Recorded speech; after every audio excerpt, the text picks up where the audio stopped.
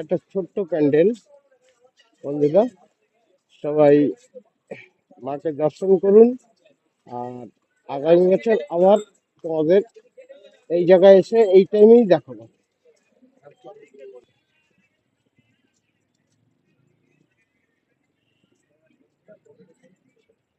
দেখতেই পাচ্ছেন মায়ের প্রতিমাটা দেখিয়েছি, বাকি এটা দেখাচ্ছি, এটা হচ্ছে আলোকসজ্জা, বাকিটা আরো পরে দেখাবো।